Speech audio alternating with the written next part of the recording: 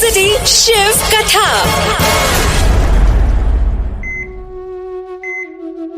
అనంత్తో పాటు తన ఫ్రెండ్స్ అంతా ఆపరేషన్ థియేటర్ బయట వెయిట్ చేస్తున్నారు. అందరి ముఖాల్లో ఆందోళన, భయం, బాధ కనిపిస్తున్నాయి.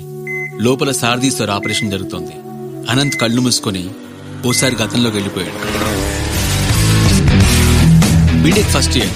అనంత్తో పాటు మరో 10 మంది స్టూడెంట్స్ ని సీనియర్స్ కొంచెం ఇబ్బంది కలిగించేలా ర్యాగింగ్ చేస్తున్నారు. సారథి సార్ వచ్చి ఒక సీనియర్ చెంప పగలగొట్టారు. ర్యాగింగ్ అనేది సరదాగా ఉండాలి, సిగ్గుపడేలా కాదు. మీరు జీన్స్ వేసుకుని క్లాస్ రూమ్ పదండి అని ఆయన వెళ్తూ ఉంటే అంతా ఫాలో అయ్యారు. సారథి సార్ అంటే స్టూడెంట్స్ కి భయం, ఇష్టం కూడా. మొదట్లో అనంత్ అందరికంటే యాక్టివ్ గా ఉండేవాడు. మంచి మార్క్సే వచ్చేవి. కానీ రాను రాను మార్క్స్ అండ్ అనంత్ డల్ గా అయ్యారు. ఓ రోజు క్లాస్ రూమ్ లో నిద్రపోతుంటే సారథి సార్ బయటికి పంపించారు.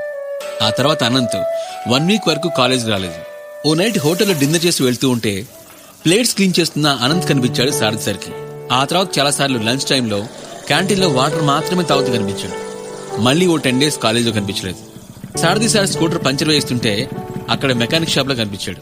కాలేజ్కి రాకుండా ఇక్కడేం చేస్తున్నావు అనంత్? వచ్చేం చేయాలి సార్, నేను ఇంజనీర్ అయితే ఆనందించే వాళ్ళు, గర్వంగా ఫీల్ అయ్యే వాళ్ళు ఎవరు లేరు సార్. నేనున్నా అనంత్, రేపు కాలేజ్కి రా మాట్లాడదాం అని అక్కడి నుంచి వెళ్ళిపోయారు. నెక్స్ట్ డే కాలేజ్కి రాగానే అనంత్ చేతిలో కవర్ పెట్టారు సారథి సార్. నీ కాలేజ్ వాళ్ళు స్కాలర్షిప్ శాంక్షన్ చేశారు, హాయిగా చదువుకో అని నవ్వుతూ చెప్పారు. అనంత్ ఆనందానికి హద్దులేవు. కానీ ఆ తర్వాత సారథి సార్ స్కూటర్ వాడలేదన్న విషయం మాత్రం ఎవరు గమనించలేదు. ప్రతి పండక్కి అనంత్తో పాటు మరో 3 స్టూడెంట్స్ ని ఇంటికి పిలిచి కొత్త బట్టలు పెట్టేవారు సారథి సార్. సమ్మర్ హాలిడేస్ లో రోజు అనంత్ని లంచ్ కి ఇంటికి పిలిచేవారు. అనంత్తో పాటు తన ఫ్రెండ్స్ క్యాంపస్ సెలక్షన్ లో జాబ్ సంపాదించినప్పుడు సారథి సారే క్లాస్ అంతా స్వీట్స్ పంచారు. కన్న తండ్రిని మించి హెల్ప్ చేసిన సారథి సార్ కి లోపల ఆపరేషన్ జరుగుతూ ఉంటే అనంత్ గుండె భయంతో కొట్టుకుంటుంది. కాసేపట్లో డాక్టర్ బయటకు వచ్చి ఐఎమ్ సారీ అని చెప్పి వెళ్ళిపోయాడు. అక్కడే కుర్చీలో కూలబడిపోయాడు అనంత్. అందరూ శోక సముద్రంలో మునిగిపోయారు.